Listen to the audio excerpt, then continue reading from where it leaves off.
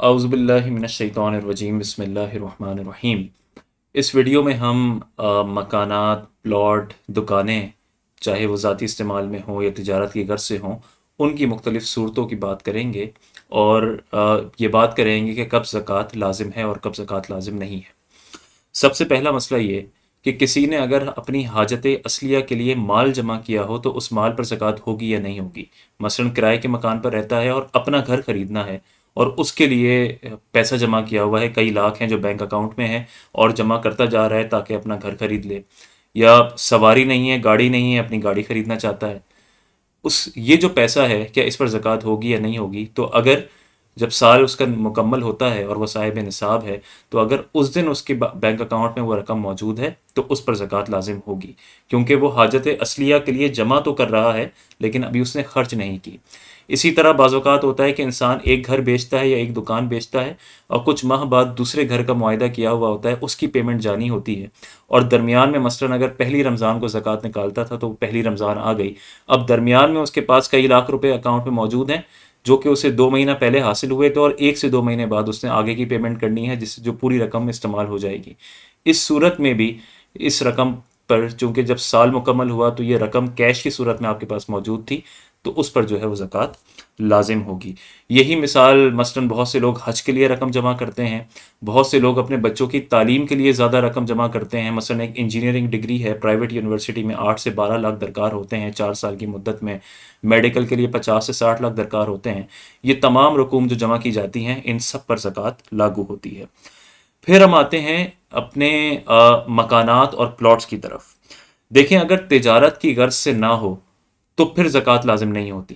مثلاً کسی کے ذاتی استعمال میں ہے، اپنا گھر ذاتی استعمال کے لیے ہے، اب چاہے وہ ایک ہوں یا 10 ہوں، ایک ہی شہر میں 10 گھر ہوں، ہر شہر میں گھر ہو، ہر ملک میں گھر ہو، جب تک وہ ذاتی استعمال کے لیے ہیں، بیچنے کی نیت سے نہیں لیے، اس پر زکوٰۃ لازم نہیں ہوگی، چاہے اس کی مالیت کتنی ہی کیوں نہ ہو۔ اسی طرح پلاٹ خریدا ہے اور پلاٹ پر بھی اپنا گھر بنانے کی نیت ہے، اس پر بھی، اس کی مالیت پر بھی زکوٰۃ لازم نہیں ہوگی۔ پلاٹ یا گھر اس نیت سے رکھا ہے کہ اپنے بچوں کو بعد میں تحفے میں دے دے گا، اس پر بھی زکوٰۃ لازم نہیں ہوگی، کیونکہ یہ بھی مال تجارت نہیں ہے۔ اور اسی طرح پلاٹ یا گھر یا پراپرٹی اس لیے رکھی ہے یا اس لیے بنا رہا ہے کہ اسے بعد میں کرائے پر دے گا، تب بھی زکوٰۃ لازم نہیں ہے، کیونکہ یہ اس صورت میں بھی مال تجارت نہیں ہے، تو اس کی مالیت کتنی ہی کیوں نہ ہو زکوٰۃ لازم نہیں ہوگی۔ جو کرایہ آئے گا اس کرائے پر زکوٰۃ کا شمار نہیں، حساب نہیں لگایا جائے گا، بلکہ وہ کرایہ آپ کی آمدنی اور آپ کے کیش میں شامل ہو جائے گا، بالکل اس طرح جیسے آپ کاروبار کرتے ہیں تو اس سے رقم کماتے ہیں، یا آپ نوکری کرتے ہیں تو اس سے جو تنخواہ ملتی ہے، بالکل اسی طرح کرایہ وہ آپ کے مال میں شامل ہو جائے گا، اور جب سال مکمل ہوگا تو آپ کا کیش، سونا چاندی جو جمع ہوگا تو اس کیش میں کچھ حصہ اس کرائے کا بھی ہوگا، تو وہ اس طرح زکوٰۃ کا حساب لگایا جائے گا۔ اس کے بعد آتے ہیں وہ پلاٹس کہ جو بیچنے کی نیت سے لیے جاتے ہیں، یہ مال تجارت ہوتا ہے اور اس پہ زکوٰۃ لازم ہوتی ہے۔ بیچنے کی نیت سے کیا مطلب ہے کہ خریدتے ہوئے، جب آپ پلاٹ خرید رہے ہوں تو بیچنے کی نیت ہو۔ تو مثلاً کوئی انویسٹر ہے جو جب اس نے دیکھا کہ ریٹ کم ہے تو اس نے پلاٹ خرید لیے اور خریدتے ہوئی نیت ہے کہ وہ کچھ دن میں اس کو بیچ دے گا، یہ ہوتا ہے مال تجارت۔ اور جب سال مکمل ہوتا ہے تو اس کی جو مالیت ہے اس پر زکوٰۃ لازم ہوگی۔ اس میں 2 3 اور صورتیں بنتی ہیں۔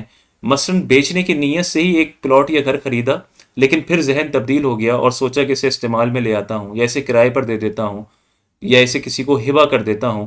اب جب نیت تبدیل ہو گئی تو اب یہ مال تجارت نہیں رہا اور اس پر زکوٰۃ لازم نہیں ہوگی۔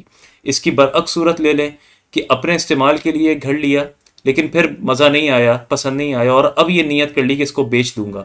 اس صورت میں بھی یہ مال تجارت نہیں ہوا اور اس کی مالیت پر زکوٰۃ لازم نہیں ہوگی۔ مال تجارت صرف تب بنے گا جب خریدتے ہوئے اس کو بیچنے کی نیت ہو اور اس کے بعد نیت تبدیل نہ ہو بلکہ بیچنے کی نیت رہے، تو یہ سال بہ سال یہ مال تجارت رہے گا اور اس کی مالیت پر زکوٰۃ لازم ہوگی۔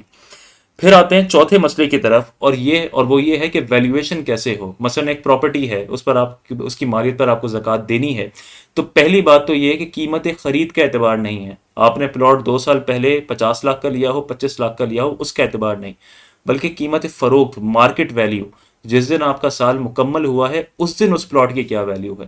لوگ پوچھتے ہیں کہ خریدار تو موجود نہیں ہے، प्रॉपर्टीज़ का बिकना आसान नहीं होता, लेकिन अगर आप किसी भी रियल एस्टेट से पूछें, चंद रियल एस्टेट वालों से पूछ लें, तो आपको बता देंगे कि आपकी प्रॉपर्टी की वर्थ इतनी है, इसकी कीमत इतनी है, चाहे वो 3 माह बाद बिके या 1 साल बाद बिके, लेकिन बहरहाल उसकी वैल्यू इतनी है। तो अगर आपने अंदाज़ा लगवाना हो तो 2 से 3 लोगों से पूछ लें, और एक जो दरमियानी कीमत बनती हो, जो एवरेज बनती हो, उसके हिसाब से जो है आप ज़कात अदा कर दें।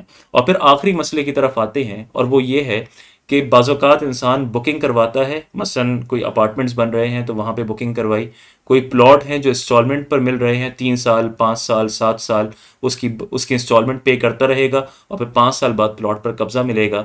तो इसमें ज़कात का क्या हुक्म होगा? तो पहले तो वही शर्त कि अगर वो खालिसतन बेचने की नीयत से हैं, ये नहीं, तो फिर ये माल तिजारत बनेगा। और फिर इसमें ये देखा जाएगा कि उसका वो जितनी इंस्टॉलमेंट पे कर चुका है, उसके हिस्से की करंट मार्केट वैल्यू क्या है। मिसाल के तौर पे उसने जब बुकिंग करवाई तो फ्लैट 1 करोड़ रुपए का था, उस वो 10 लाख रुपए दे चुका है, और अब उसका साल मुकम्मल हुआ है, उसके निसाब का साल मुकम्मल हुआ। अब अगर वो मालूम करता है तो बिल्डर ने उसी फ्लैट की बुकिंग जो है अब 1.5 करोड़ में कर दी है। इस वजह से अब जो उसकी मार्केट वैल्यू है वो 1.5 करोड़ हो चुकी है।